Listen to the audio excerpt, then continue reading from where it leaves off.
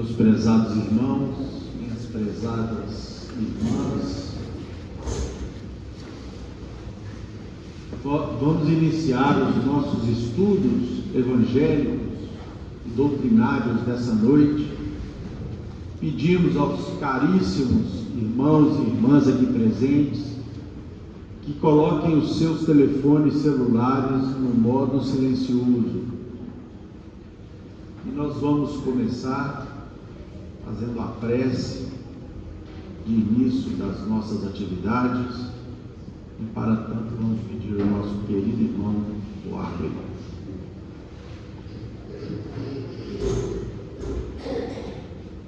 Pai nosso que estais nos céus, santificado seja feito o vosso santo nome, venha a nós o vosso reino, seja feita a vossa vontade, assim na terra como nos céus. O pão nosso de cada dia que nos dai hoje.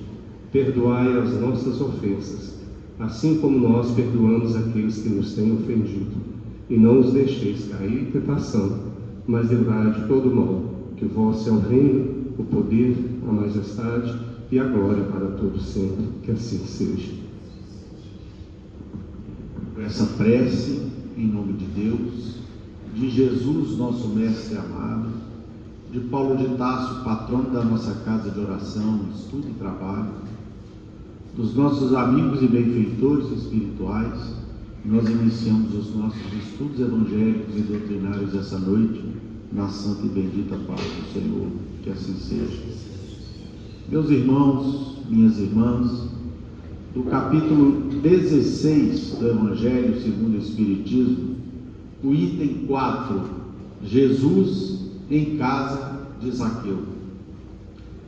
Tendo Jesus entrado em Jericó, passava pela cidade, e havia ali um homem chamado Zaqueu, chefe dos publicanos, ou seja, dos cobradores de impostos, e muito rico, o qual, desejoso de ver a Jesus para conhecê-lo, não conseguia devido à multidão e por ser ele de estatura muito baixa. Por isso, correu à frente da turba e subiu uma árvore para o ver, porquanto ele tinha, ou seja, Jesus tinha de passar por ali. Chegando a esse lugar, Jesus dirigiu para o alto o olhar e, vendo-o, disse-lhe: Zaqueu, dá-te pressa em descer, porquanto preciso que me hospedes hoje em tua casa. Zaqueu desceu imediatamente e o recebeu jubiloso. Vendo isso, todos murmuravam a dizer: ele foi hospedar-se em casa de um homem de má vida. Entretanto, Zaqueu, pondo-se diante do Senhor, disse-lhe: Senhor, dou a metade dos meus bens aos pobres, e se causei dano a alguém, seja o que for, indenizo-o com 4 tantos. Ao que Jesus lhe disse: esta casa recebeu hoje a salvação, porque também este é filho de Abraão, visto que o Filho do Homem veio para procurar e salvar o que estava perdido. Meus irmãos, conjugada com essa belíssima lição de Zaqueu, nós temos a questão 679 do Livro dos Espíritos, do capítulo 3º, da parte 3ª, relacionada à lei do trabalho. A pergunta é a seguinte: achar-se-á isento da lei do trabalho a criatura humana que possua bens suficientes para lhe assegurarem a existência?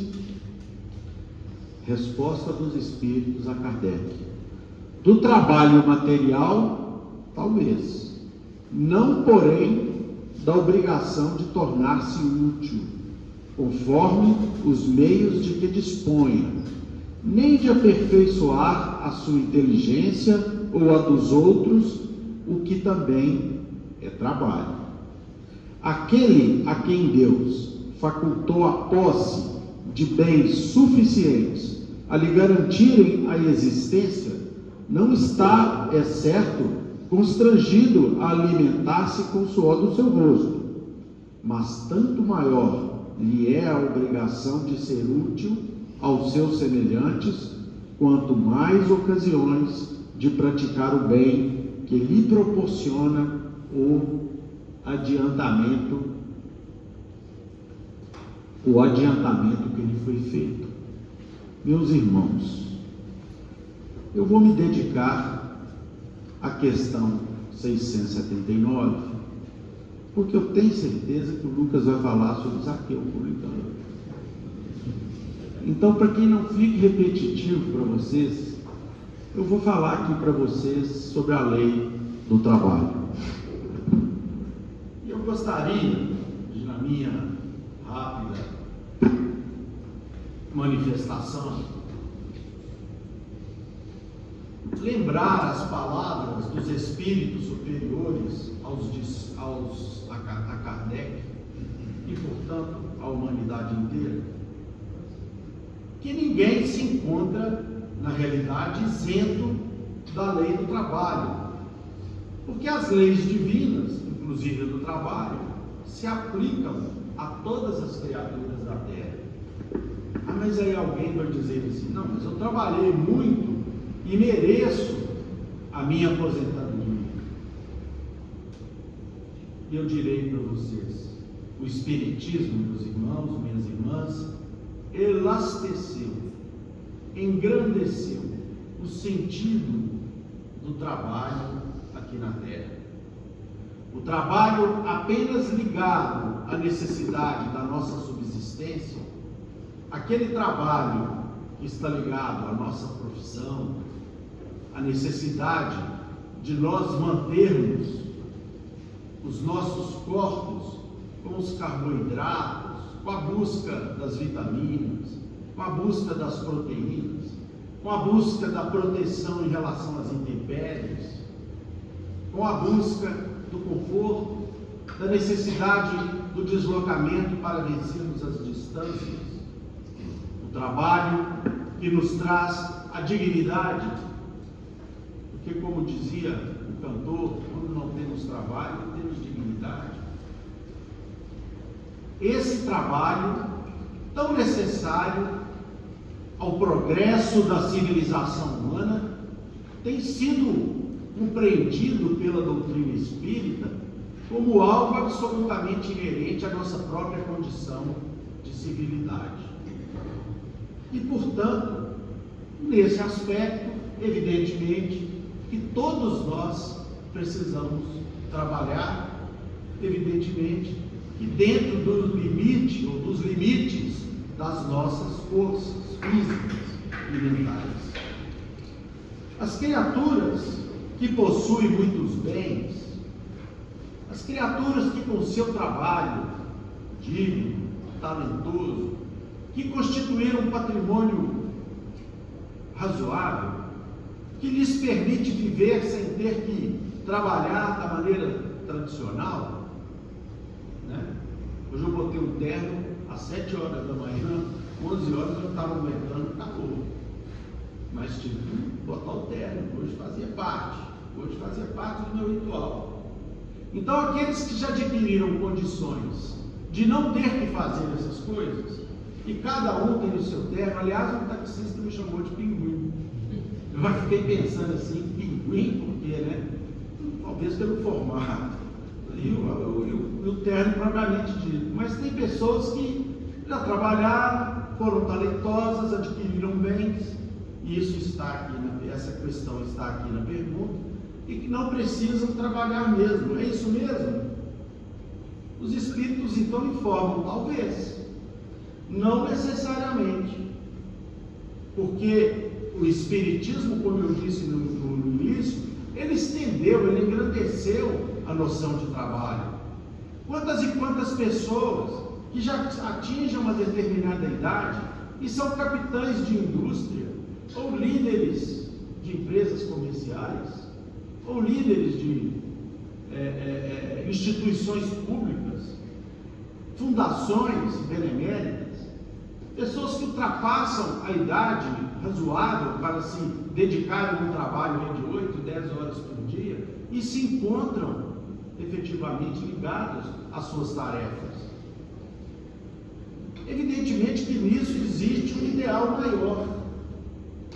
É aquele sacrifício que se faz, muitos de bom grado, porque gostam efetivamente de trabalhar, mas em prol de um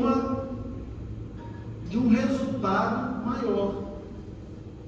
Uns pensando naquilo que poderão trazer de benefícios à coletividade, e aí nós encontramos quantos velhos, bondosos professores nas universidades insistirem de caminhar até os 70 anos, 75 anos, mas que, se sentindo capazes de ainda auxiliar os seus alunos, permanecem nas atividades educacionais, levando valores, plasmando ideais nas mentes daqueles seus pupilos. Quantos velhinhos, bem-humorados e felizes, não se encontram ainda dentro dos laboratórios, estudando como jovens, para solucionar problemas intricados da biologia, ou da matemática, ou da física? Quantos empresários se imolam dentro de suas empresas, cumprindo jornadas de trabalho extenuantes, para poder manter aquela instituição com os empregos que aquela instituição significa, levando bem-estar, levando dignidade para tantos quantos dependem daquela instituição e se sacrificam muitas vezes por isso?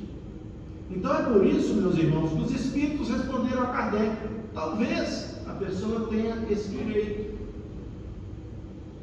Evidentemente que nós temos que avaliar caso a caso, e o descanso, especialmente quando ele vem após uma existência de trabalho, é evidente que é necessário, quando ele se faz efetivamente necessário pelo ocaso das forças físicas.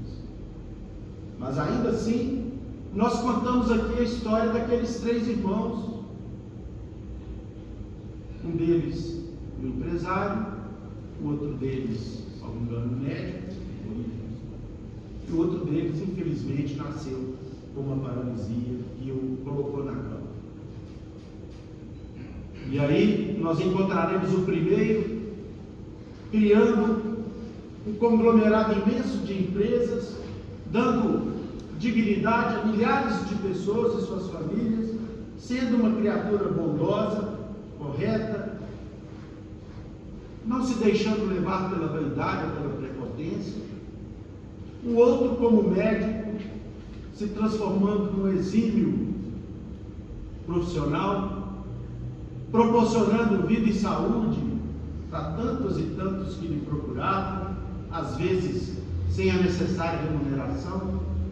E por fim, o último, que não podia fazer nada, porque era um paralítico preso a uma cama. Mas como ele tinha uma senhora que lhe ajudava nos serviços da casa, ele procurava o quê? Conversar com ela.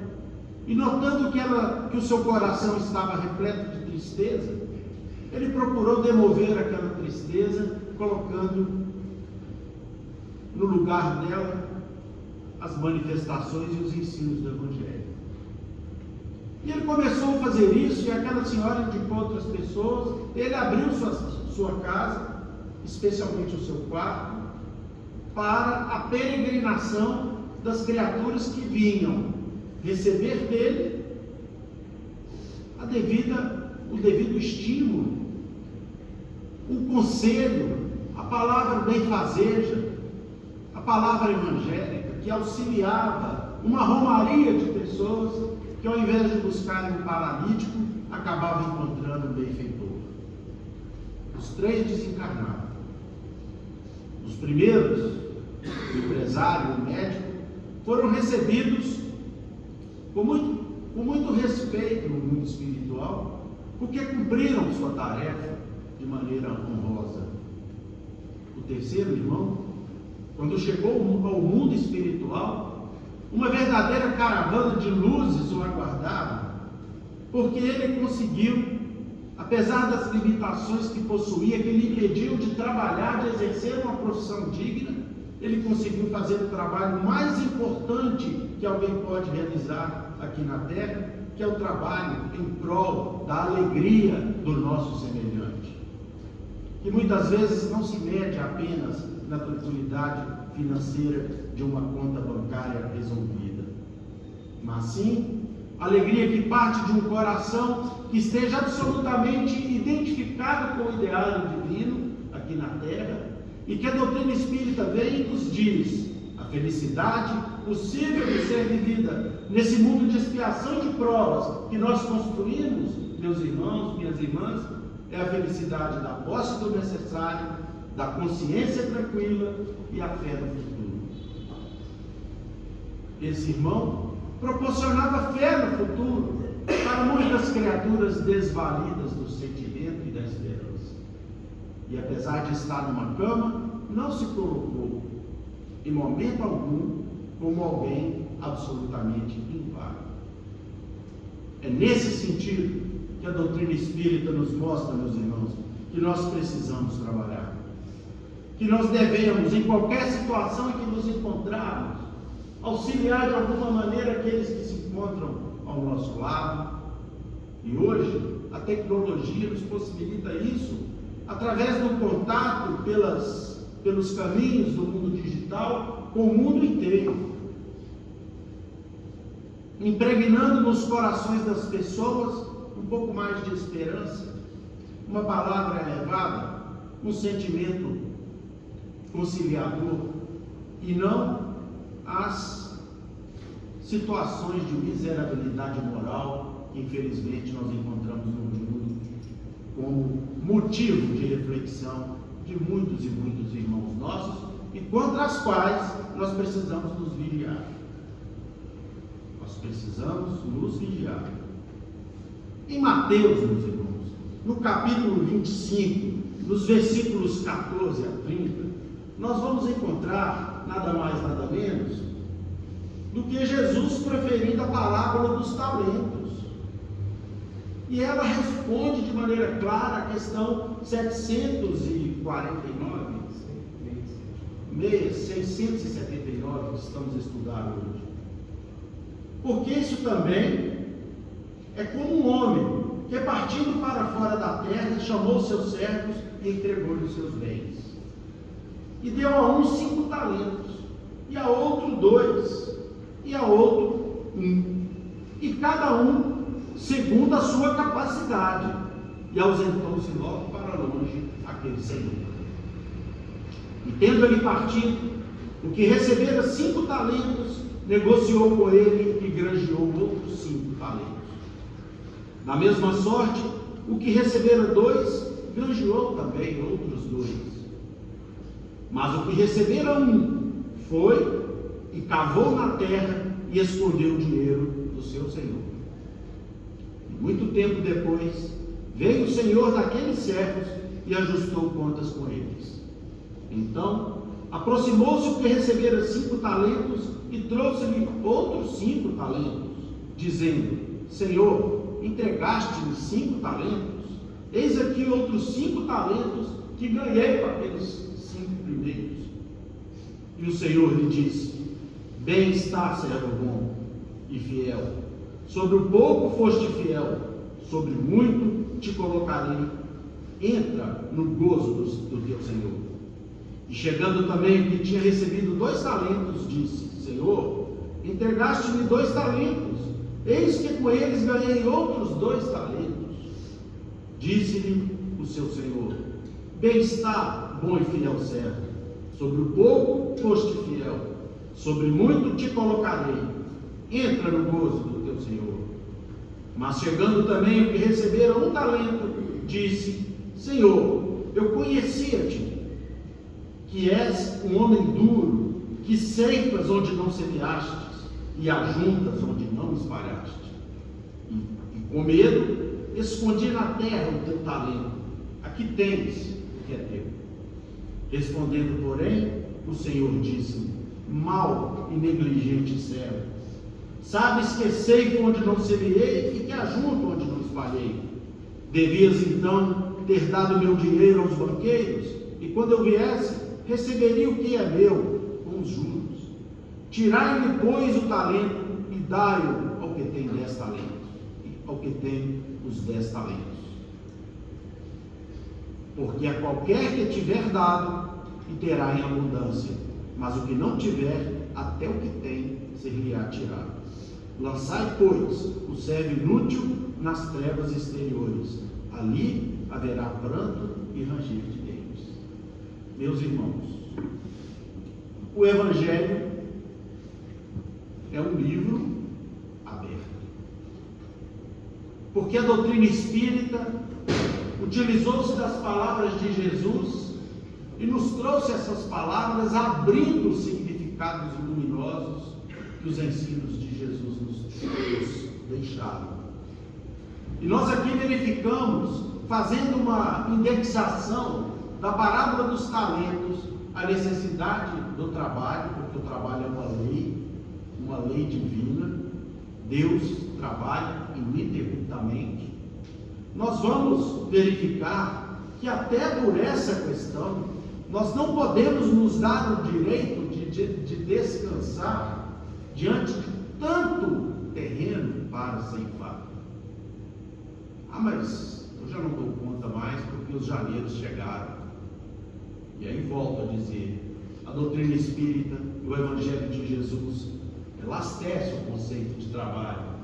Nós precisamos trabalhar para termos, já que temos uma situação de posse do necessário conquistada com o trabalho ao longo das décadas, perfeito, mas nós podemos trabalhar pela tranquilidade da nossa família, através do cultivo da paz dentro do lar. Eu morro de medo, meus irmãos, minhas irmãs, de ficar um velho enjoado dentro de casa, sinceramente. Então é preciso que nós aproveitemos o tempo disponível que as leis humanas nos proporcionaram através do descanso remunerado, para que nós possamos promover o trabalho que engrandece o sentimento de paz onde quer que nós estejamos.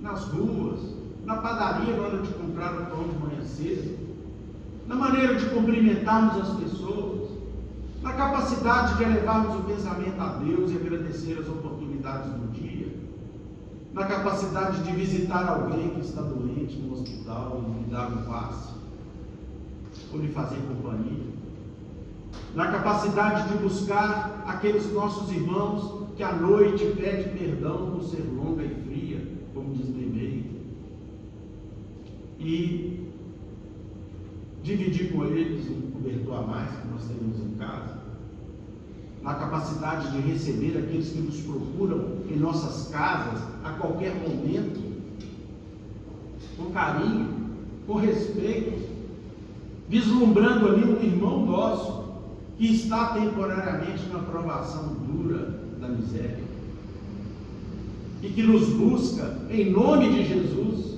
para que nós possamos dividir com eles não apenas um pão dado no momento em que desejamos, na verdade, ficarmos livres deles, mas dividir com eles um bom dia, um como vai, como é que está a vida,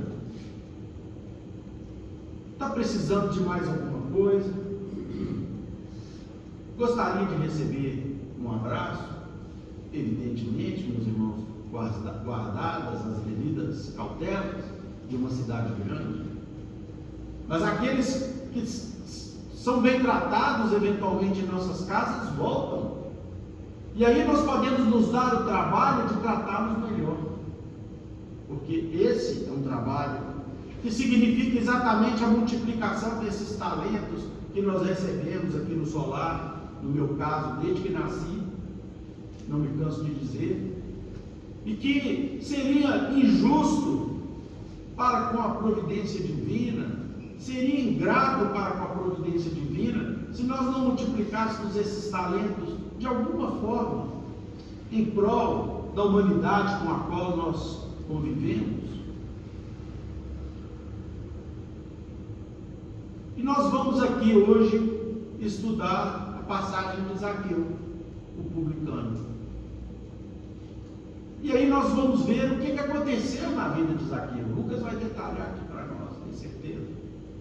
O que é linda a vida dele. Era um cobrador de impostos sério do Império Romano. Jeito culto. O que ele não tinha de tamanho, tinha de inteligência e de senso de justiça.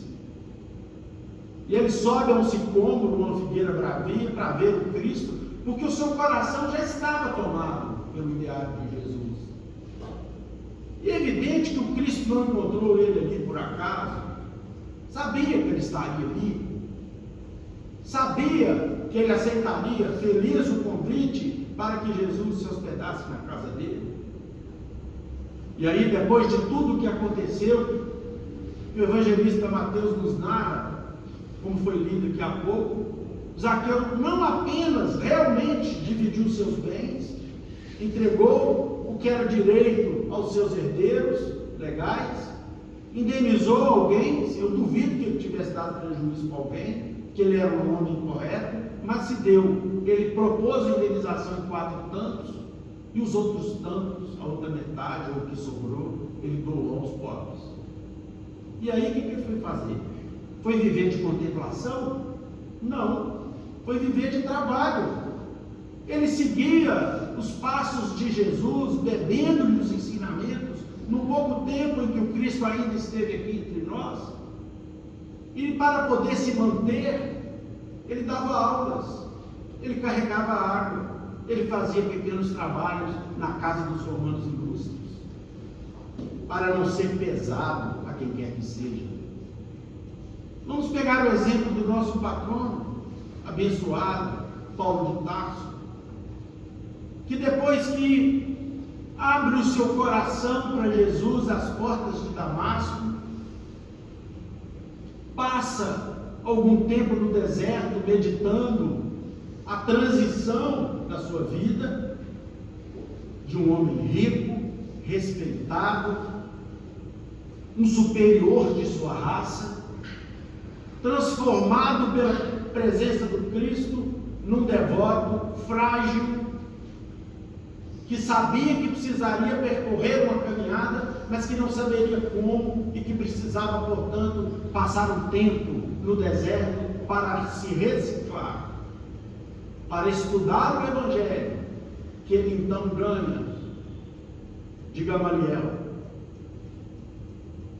o seu abençoado professor. E no deserto de Palmira, ele então, certamente abençoado pelo mundo maior, ele arquiteta, em parte, aquilo que haveria de ser a sua vida. Mas o que ele fazia para se manter? Que trabalho que ele exerceu, além de caminhar o mundo inteiro conhecido, a pé, a cavalo, ou em carona, em navios,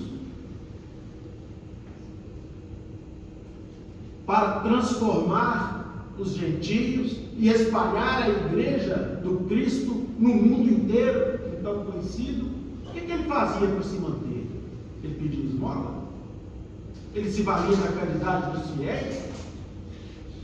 Ele fazia coletas para si próprio, para que ele pudesse ter dignidade, vestir, comer, alimentar, andar? Não, meus irmãos. Ele trabalhava.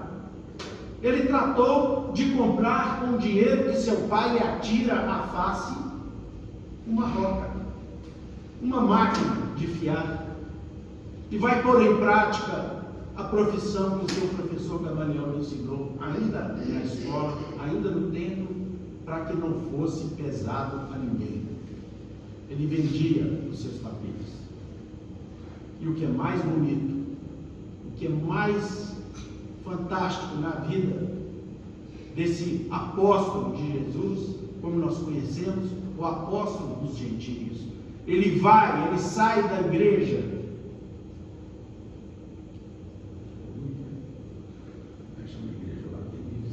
Antioquia,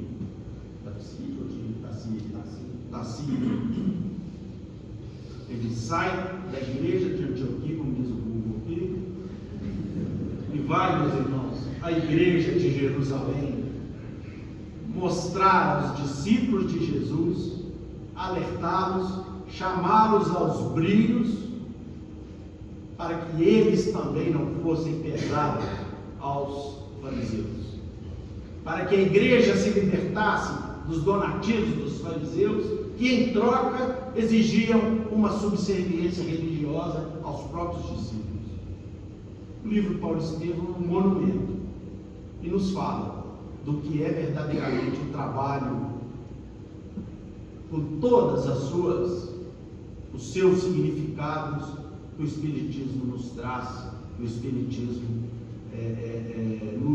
nos abre, nos ilumina a partir dos ensinamentos de Jesus. Meus irmãos, minhas irmãs, eu iria ler até uma página aqui do livro Pão Nosso, mas eu não vou privá-los da mensagem do Lucas aqui, que eu tenho certeza, pela quantidade de livro que ele trouxe, ele vai trazer muito boas coisas aqui para nós. Então eu vou deixá-los com ele, e pedindo a Deus, meus irmãos. Hoje, antes de vir para aqui, eu recebi um vídeo de um rapaz que, por causa de uma doença, que eu me esqueci aqui agora qual, se tornou um tetraplégico, amputou os braços e as pernas. Ele desistiu, ele se revoltou, se entregou. É fantástica a história desse moço. Não. Depois que ele conseguiu recuperar-se da sua doença, passando alguns meses no hospital, ele conseguiu encontrar forças em seu espírito. E é lá, meus irmãos, que nós temos a força que transporta as montanhas. E encontrando forças nos seus espíritos, no seu espírito, ele se muniu das próteses necessárias para que ele pudesse trabalhar, para que ele pudesse sobreviver e para que ele pudesse dar um grande ensinamento para esse que nos fala, que às vezes, infelizmente, ainda tem o hábito de reclamar, que está trabalhando demais. Que Jesus nos abençoe, que ampare a vida de todos vocês aqui, dessa casa abençoada de Paulo de Tarso. Muito obrigado. Meus irmãos, boa noite a todos.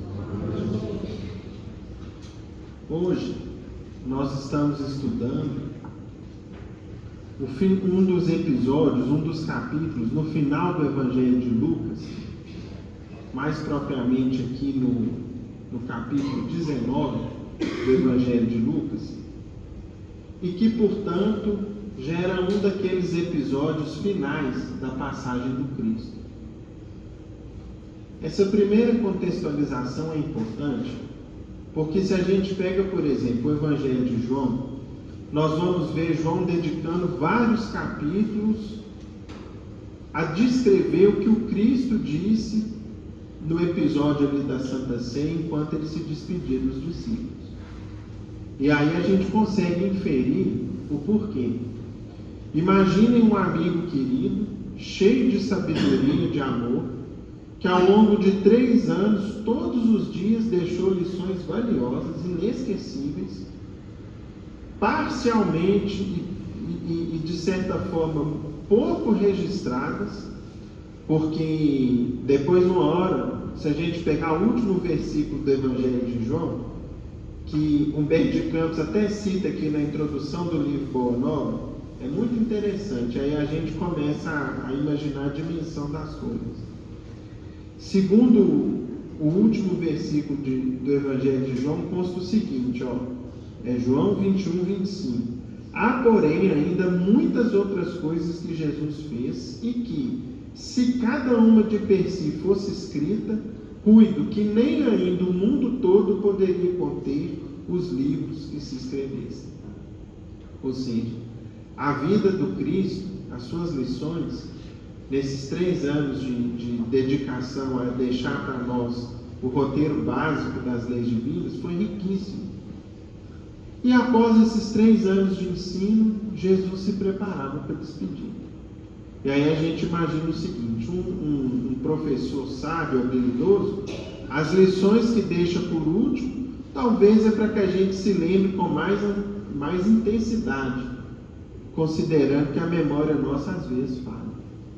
Então, como um dos últimos episódios da vida do Cristo. Ele passa por Jericó e lá Jesus visita Zaqueu em sua casa. E aí, meus irmãos, nós vamos hoje aprofundar nesse episódio. Até porque, embora ele seja marcante e conhecido, a maior parte dos cristãos o interpreta de maneira equivocada. Nós vamos perceber aqui hoje. Vamos lá.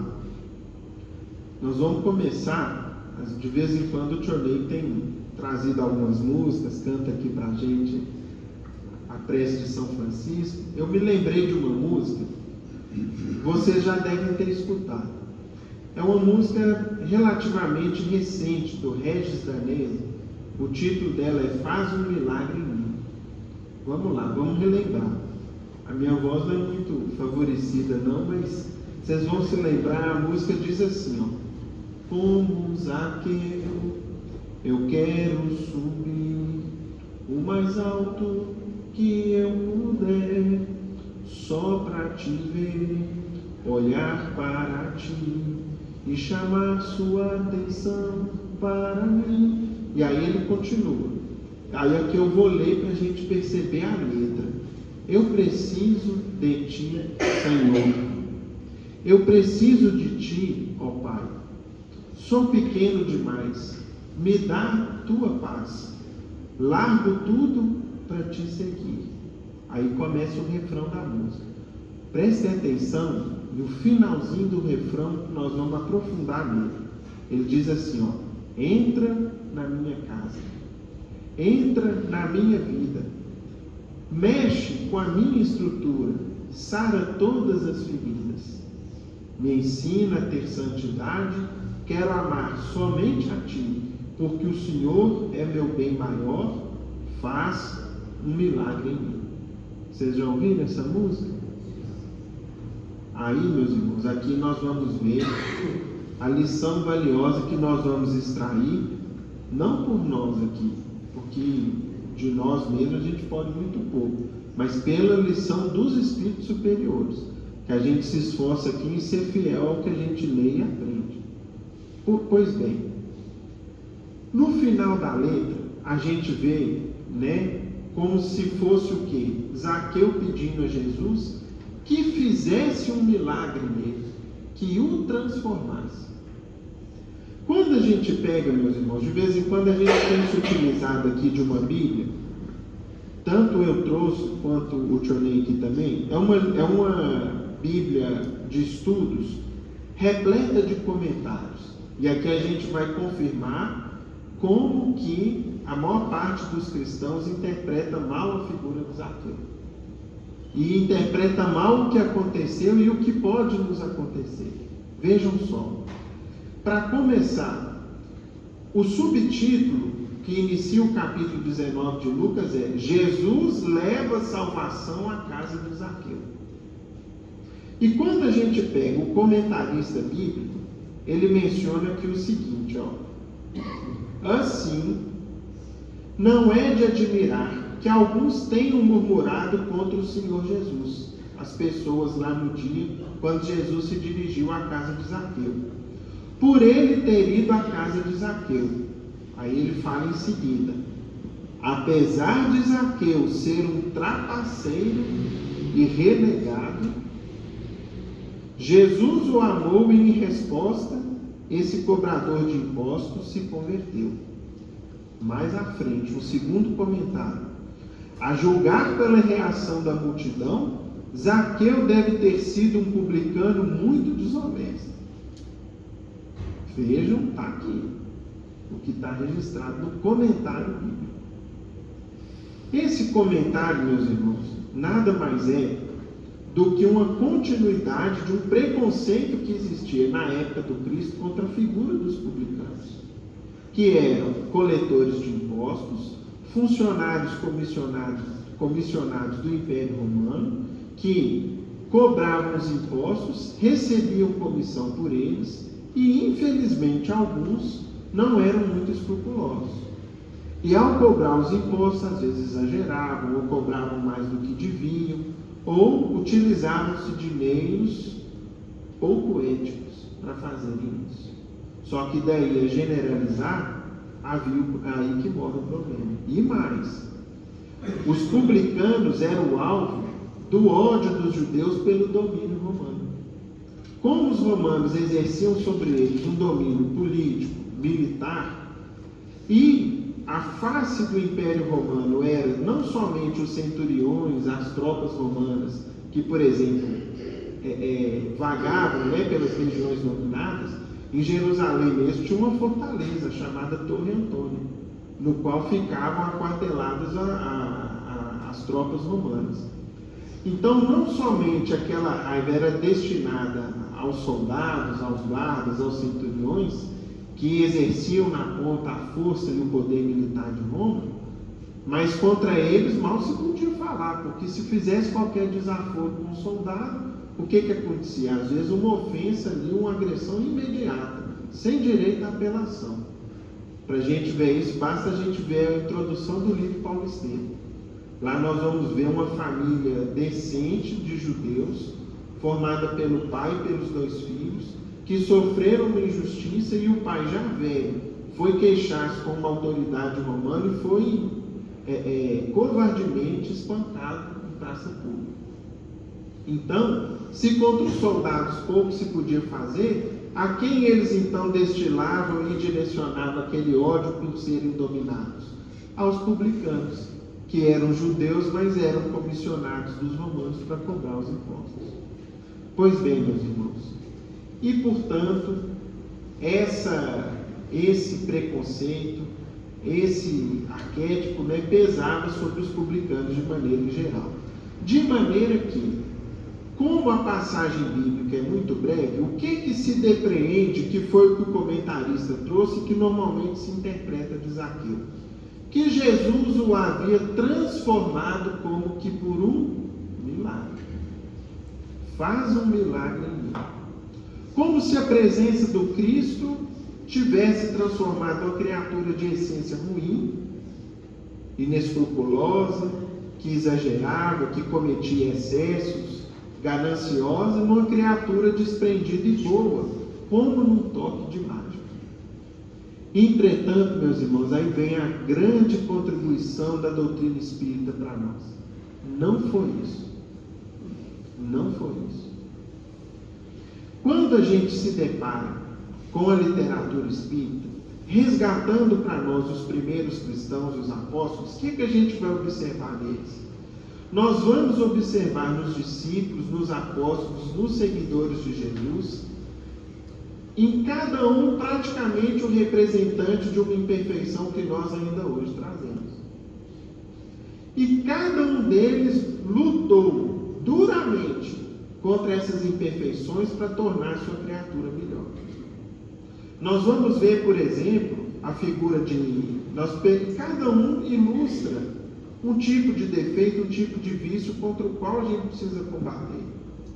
A gente pega a começar de Pedro, aquele, nem a quem a Igreja Católica considera como o primeiro Papa, ao receber as chaves da Igreja do Cristo.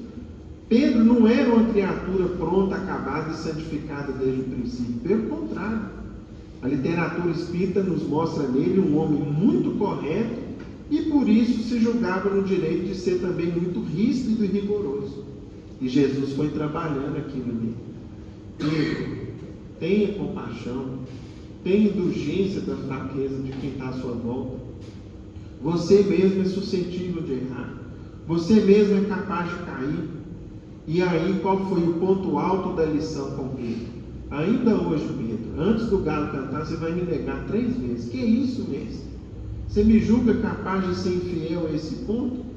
E aí Jesus fala, né? E de fato, com todos os episódios ocorridos ali após a prisão do mestre, Pedro nega por 3 vezes. Quando ele olha na direção da cela de Jesus, Jesus olhava para ele.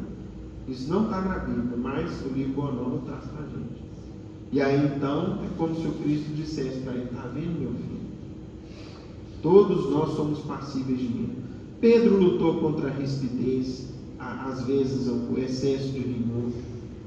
Judas lutou contra a cobiça. Madalena lutou contra as tentações. Paulo lutou contra o fanatismo religioso que tinha dentro dele. Por amor à fé, por amor àquilo que ele achava certo, ele cometeu enganos, exageros, chegou até mesmo a ser o pivô de uma perseguição que levou à morte do primeiro cristão do mundo, que foi Estevão, o primeiro mártir.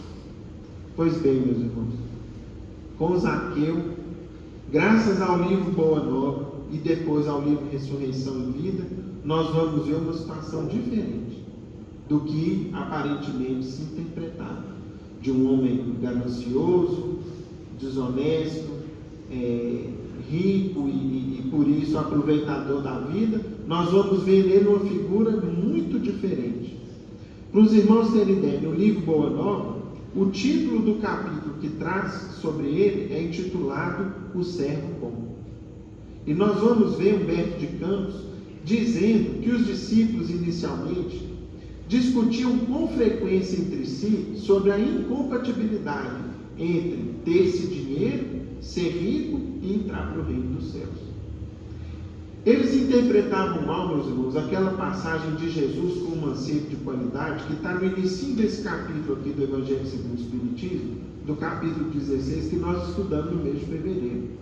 Quando Jesus propôs para aquele rapaz rico, que se achava cumpridor de todos os deveres, que ele então vendesse tudo o que tivesse e desse aos pobres, e ele então se afastou triste, e o Cristo então disse que seria mais fácil um camelo passar por um buraco de uma agulha do que um rico entrar no reino dos céus, os discípulos acharam que aquilo era uma regra geral de incompatibilidade entre ter esse dinheiro e condições e ser bom, e ser cristão.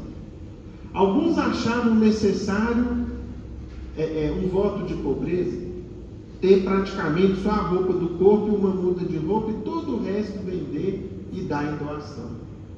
Outros, como Levi, falavam de como que muitas vezes as pessoas aparentam pobreza para usufruir vantagem. E assim isso era uma polêmica interminável entre eles, como se ser cristão, ser bom e ter dinheiro não fosse possível. E aí o Cristo ia ouvindo aquilo tudo, até que chegou o dia. Chegou o dia da lição definitiva. Jesus se dirigia para Jerusalém, passando por Jericó. Se a gente pegar um mapa da Palestina, nós vamos ver, meus irmãos, que Jericó está pertinho do Rio Jordão, lá embaixo, e para ir até Jerusalém havia que subir uma escarpa bem, um morro bem intenso, né? Tanto é que, por exemplo, nós temos uma outra passagem célebre do Evangelho que aconteceu na estrada de Jerusalém para Jericó. O bom samaritano, um homem que caiu em poder de ladrões.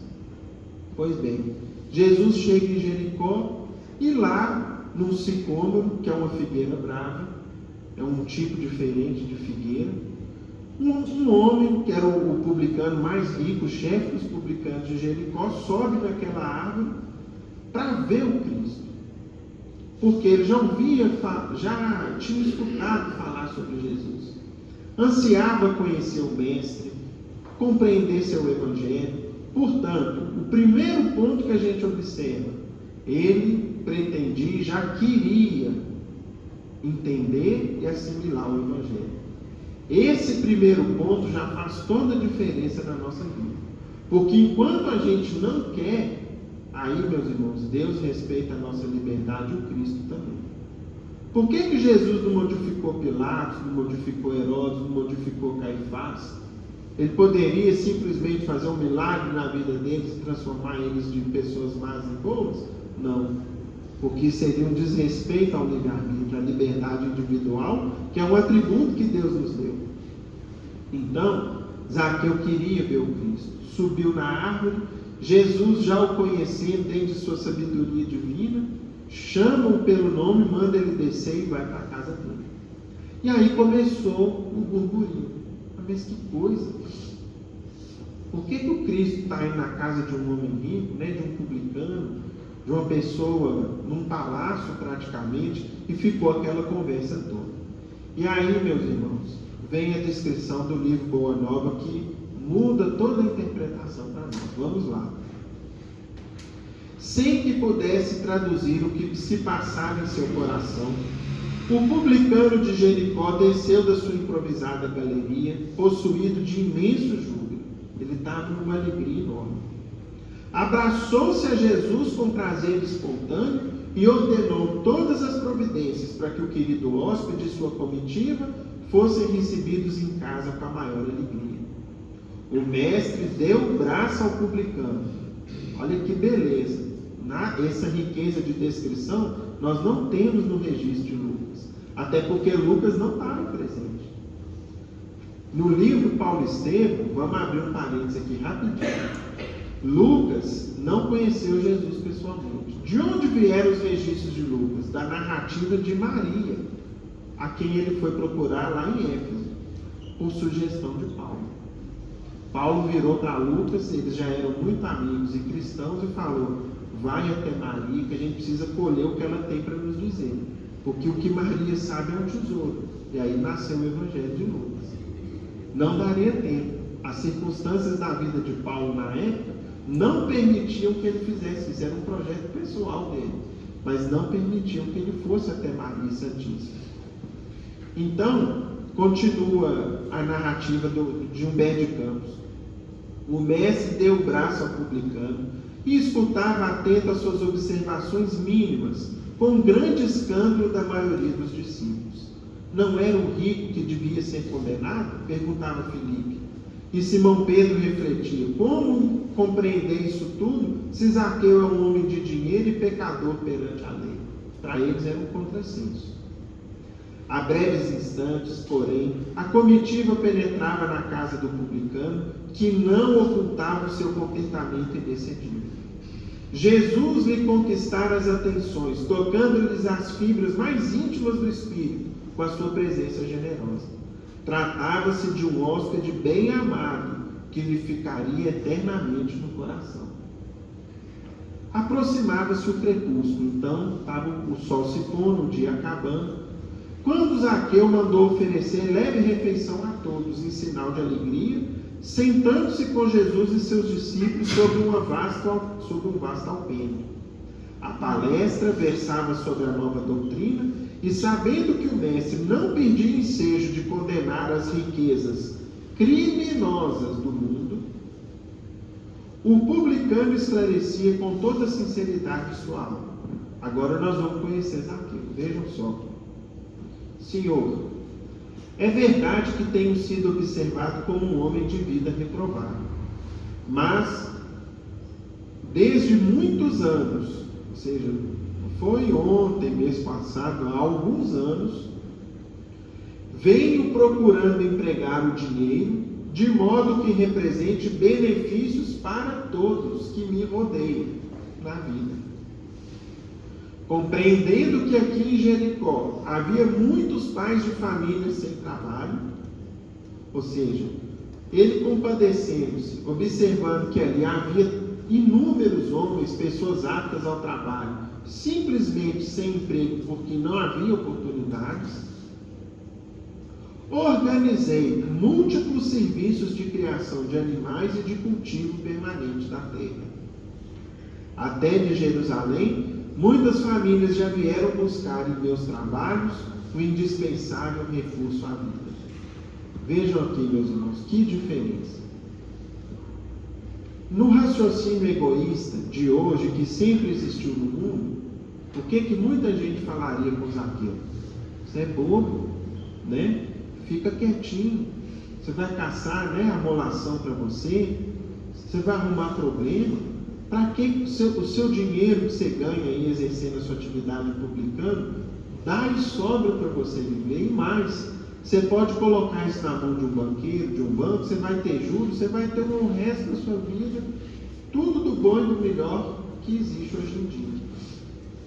Ainda hoje esse raciocínio que prevalece no mundo, né, que ainda existe muito no mundo, ainda é amplamente divulgado. Vive de vida, faz uma reserva, fica quietinho, vai curtir sua aposentadoria, né? Vai aproveitar isso, aquilo outro. Só que não. O que incomodava Zaqueu? Ele tendo condições, tendo renda, mas vendo lá dezenas ou centenas de pessoas que podiam trabalhar e não tinham serviço. O que ele fez? Arrendou terras, comprou terrenos, comprou rebanhos e pôs as pessoas para trabalharem, ajudando-as da maneira mais digna que tem, que é qual? Por meio do trabalho. Do trabalho digno, do trabalho honesto. Coisa que a rigor não era para ele se manter. É o que nós vimos aqui no livro dos Espíritos. Ele não tinha mais necessidade do trabalho para a sua subsistência, mas ele tinha no coração dele o que? A necessidade de ser útil, de contribuir com a sociedade. Abençoado seja o teu esforço, respondeu Jesus. Zaqueu ganhou novas forças e continuou: os servos da minha casa nunca me encontraram sem a sincera disposição de servi-los. Olha a lógica invertida. Ele se achava, se via na condição de servidor daqueles que dependiam dele. Ele procurava alguma maneira de ser útil para aqueles que dependiam do trabalho que ele promovia. Alegro-me contigo, respondeu Jesus, porque todos nós somos servos de nosso Pai. E aí, meus irmãos, antes da gente continuar, foi Jesus que transformou ele? Ou aquele homem já tinha consigo uma essência boa, uma essência generosa, uma essência de alguém que se preocupava e se colocava no lugar do outro? Já era a conduta deles. O publicano, que tantas vezes foi injustamente acusado, experimentou grande alegria. A palavra de Jesus era uma recompensa valiosa à sua consciência dedicada ao bem coletivo. Extasiado, levantou-se e, estendendo ao Cristo as mãos, exclamou alegremente: Senhor, Senhor, tão profunda é a minha alegria que repartirei hoje com todos os necessitados a metade dos meus bens. E se em alguma coisa prejudiquei alguém, indenizá-lo-ei quadruplicadamente. Jesus o abraçou com um formoso sorriso. Veja a alegria que o Cristo expressava. E respondeu: bem-aventurado és tu, que agora contemplas em tua casa a verdadeira salvação. Porque dava a lição sublime do desprendimento. E ali, meus irmãos, não é que o Cristo foi indiferente, a presença do Cristo foi indiferente na casa ou na vida dele. Ele que já trazia consigo uma essência, um coração generoso, e que já punha em prática os sentimentos que ele tinha consigo, ganhou ali um impulso decisivo para a vida dele. É como se a gente se esforçasse no bem e de repente algo viesse em nossa vida e desse um empurrão final, um impulso final, para dali nada mais nos segurar. Esse episódio bíblico termina aqui. No livro Boa Nova, nós vamos observar algo que não está registrado no Evangelho, que foi justamente após o jantar na casa de Zaqueu, que Jesus reuniu as pessoas após a refeição e contou a parábola dos talentos, que foi relembrada há pouco. Então veja o contexto onde foi contado, onde Jesus ensinou a parábola dos talentos, dentro da casa de Zaqueu, conforme está aqui no livro Boa Nova. Mas e depois, meus irmãos? Até que ponto aquilo foi uma promessa, foi ali, fruto do entusiasmo, do vinho ali do jantar? Nada disso. Nós vamos ver que de fato foi algo sincero da parte daquele homem que já tinha uma essência de muita bondade, de muito amor no coração. A continuidade da história de Zaqueu não consta no livro Boa Nova. Passaram-se alguns anos e a médium Ivone Pereira, mineira aqui de Lavras, do nosso estado, de Minas, trouxe para nós um livro intitulado Ressurreição e Vida, ditado pelo espírito de Leon Tolstói. Não sei se vocês já ouviram falar, mas é um dos maiores escritores da língua russa, dos povos eslavos lá do norte, do extremo norte da Europa e da Ásia. Leon Tolstói conta que assim que ele chegou ao mundo espiritual, e certa feita ele se aproximou de um homem que tinha um magnetismo impressionante, Que homem era? Justamente Zaqueu. Vejam, pena, meus irmãos, que a página é longa, dava vontade da gente ler tudo, mas a gente não pode. Mas nós selecionamos alguns trechos aqui sobre o que Zaqueu dizia para Leontócio e para aqueles que estavam lá presentes. Vejam só. A bondade do mestre Galileu, honrando-me com uma visita e uma refeição em minha casa, eu, um renegado pela sociedade, porque um publicano, tocou-me para sempre o coração, meus amados, conforme sabeis. Ele compreendeu as minhas necessidades morais de estímulo para o bem, o meu aflitivo desejo de ser bom. Porque, até então, todo mundo o acusava, o espezinhava. Ele não tinha uma palavra de estímulo naquilo que ele fazia, ele tinha a paz de consciência. Mas quando Jesus veio para ele e falou que ele era bem-aventurado, que ele estava no caminho certo, aquilo ali foi um combustível inesquecível, para a vida e para as ações dele. Aí ele descreve: muito sofri e chorei quando esse mestre foi levantado no suplício da cruz. Não, eu não o abandonei jamais, desde aquele dia em que passou por Jericó. Segui-o. E o povo que ainda viveu depois disso teve-me em suas pegadas para ouvir e admirar. Eu não me ocultei das autoridades, receando censuras ou prisão, nem tive preconceitos, e tampouco me importunou a vigilância dos tiranos de Roma ou o despeito dos asséculas do templo de Jerusalém. Então vejam que interessante. Enquanto a maioria dos discípulos fugiu atemorizado, entre eles Pedro, com a única exceção de João Evangelista, Zaqueu estava no meio deles, acompanhando Jesus, sem medo de qualquer tipo de represália, sem medir qualquer tipo de consequência que poderia recair sobre ele. E continua: não logrei tornar a ver e ouvir o Mestre, não fui bastante merecedor dessa aventura imensa. Após a morte do Cristo, as aparições que ele teve para os discípulos, Zaqueu não o viu, em espírito. Ele só se apresentou depois da ressurreição aos discípulos, homens e mulheres, e aos apóstolos. Inconsolável por sua ausência, sentindo em mim um vazio aterrador, meu recurso para não desesperar diante da saudade e o pesar pelo desaparecimento desse amigo incomparável foi misturar-me entre seus discípulos, a fim de ouvir falarem dele. Fui a Betânia quantas vezes? Visitei Pedro, esperando consolar a minha grande dor, ouvindo dissertar sobre aquele que se fora do alto do Calvário, com a eloquência com que sempre soube arrebatar as multidões. Mas nenhum deles, ou seja, nenhum dos discípulos, sequer prestava atenção em minha insignificante pessoa. Não me olhavam, não me viam, e eu temia importuná-los dirigindo-lhes a palavra. Por quê, meus irmãos? Pesava ainda o preconceito de ser publicano. Então, nem os discípulos tiveram a compreensão de acolhê-lo e de ajudá-lo. Eram tantos os pretendentes ao aprendizado do amor ao redor deles. Eles tinham tantas preocupações e, como eu era publicano, um mal visto cobrador de impostos, convenci-me erroneamente de que era por isso que não me recebiam, não obstante saber que entre os 12 havia também um publicano, que foi Levi, Mateus, o qual fora diretamente convidado pelo próprio Nazareno. E aí ele continua descrevendo que ele se entristeceu com aquilo, até que um dia ele ouviu falar de Paulo e da conversão de Paulo às portas de Damasco. E soube que Paulo viria até Jerusalém.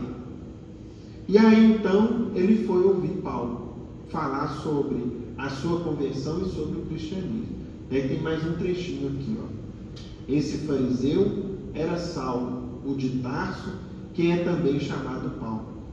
Contou ele à assembleia silenciosa e atenta a sua conversa com Cristo, à entrada de Damasco, e logo conquistou o coração de muitos que se achavam presentes.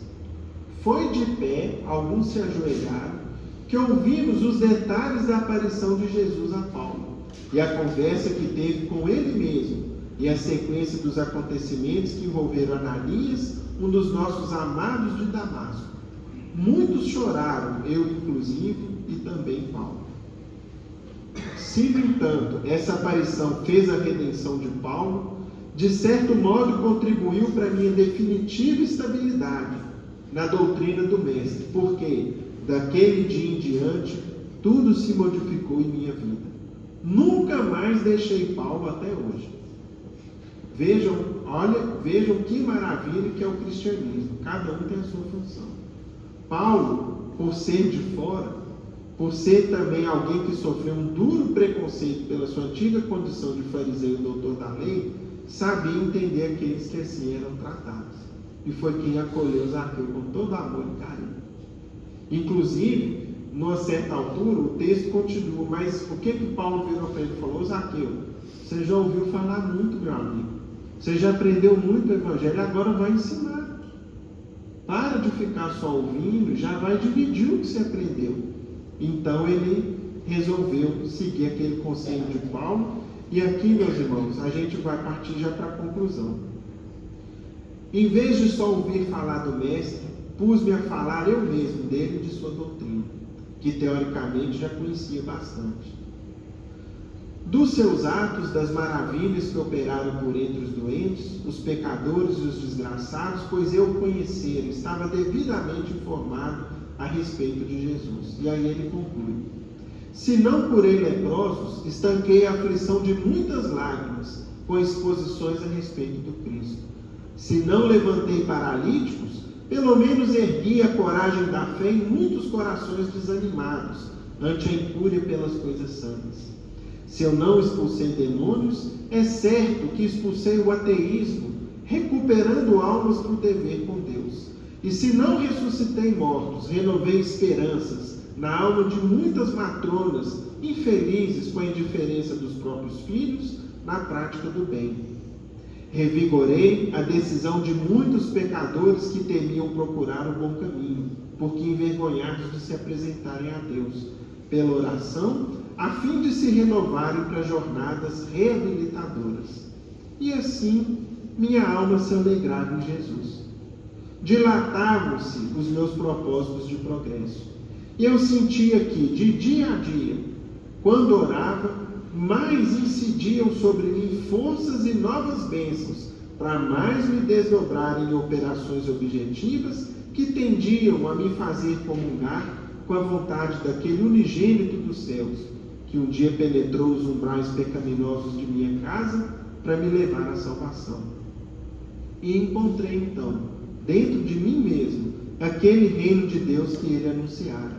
Encontrei-o na paz do dever cumprido que me embalava o coração.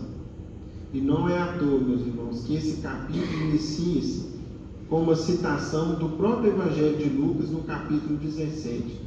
Às vezes a gente fica falando sobre o reino de Deus e a gente esquece onde ele fica. Vejam só. Tendo-lhe feito os fariseus essa pergunta: quando virá o reino de Deus? Respondeu-lhes Jesus: o reino de Deus não virá com mostras exteriores, nem dirão, ei-lo aqui ou ei-lo acolá, porque eis que o reino de Deus está dentro de vós. Que Jesus nos ampare a todos.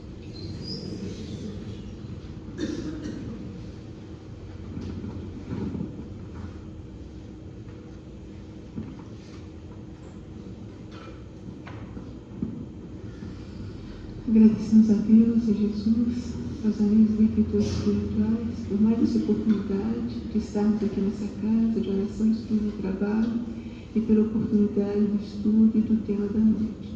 Rogando ao Senhor, Mestre amado, que outras oportunidades como essa nos sejam concedidas e que nós possamos levar para as nossas vidas, seguindo esse roteiro de luz que o Senhor nos deixou como seu Evangelho. Que as suas bênçãos sejam extensivas a todos os nossos familiares, aos nossos lares, a essa casa, que o Senhor continue sustentando, amparando essa casa, abençoando todas as tarefas que aqui são realizadas, todos os tarefeiros, encarnados e desencarnados. E que nós possamos, Senhor Jesus, continuarmos sendo abençoados, tendo os nossos esforços abençoados em nos tornarmos pessoas melhores. Ave Maria, cheia de graça, o Senhor é convosco. Bendita sois vós entre as mulheres, bendito é o fruto do vosso ventre, nasceu Jesus.